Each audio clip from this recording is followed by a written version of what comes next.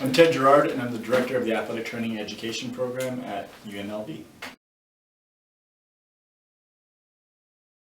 So that's a question that obviously everybody asks. So ultimately what led me into athletic training is the same story that most people have. Is I was an athlete when I was in high school. I ended up getting injured, and an athletic trainer took really good care of me, and I didn't really even know it was a career. And I started talking to that person, and they explained to me how fulfilling of a career it was, and they helped me get through my injury. And I was like, wow, I want to help other people do the same thing, because I was quite interested in sports and the injuries associated with them. Okay, so I think that they both start out very similar as far as the basis of it. So understanding how the body moves and why the body does what it does, how it becomes efficient in different physical endeavors is really, really important. I think that's really the base of kinesiology. And then when we take it into athletic training, definitely it's a sub-discipline, but some people would say it really doesn't even belong in kinesiology, because it leads really quickly into the injured athlete and the rehabilitation of the injured athlete and the prevention of injury to injured athletes. And that's completely different than kinesiology. Kinesiology, if you really think about it, mostly is studying normality, right? And with injuries, you're talking about the abnormal. So I think that it's quite different.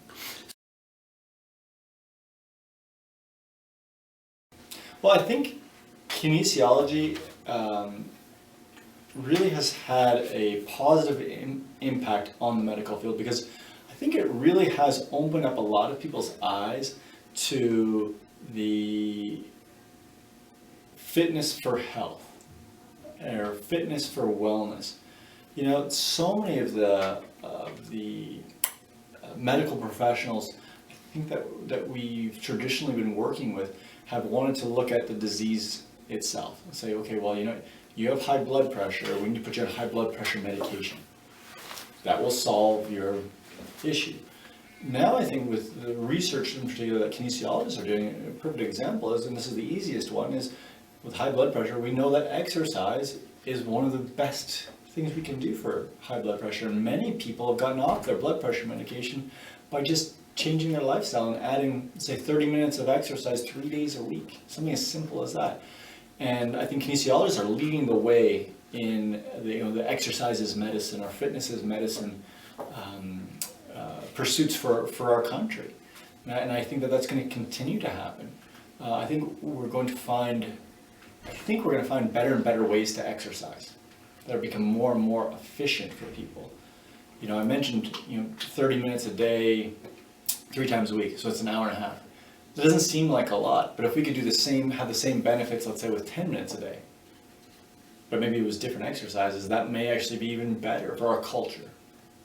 So I think that's where kinesiology is going to have its biggest effect.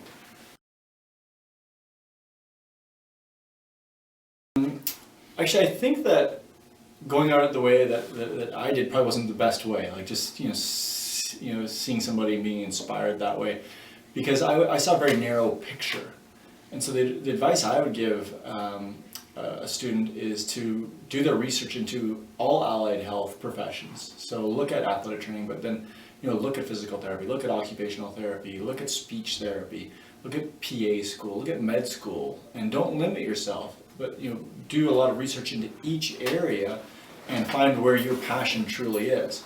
So if your passion truly is working with primarily athletes or people that are athletic in nature, then do that. I ran into a lot of people that have done other professions. So for example, physical therapy, and they wanted to do sports medicine, or they wanted to just take care of athletes, but it's very rare in that realm. Like probably 5 to 10% of their patients are like that. So really doing the research on all the allied health professions and then coming to a conclusion yourself, I think is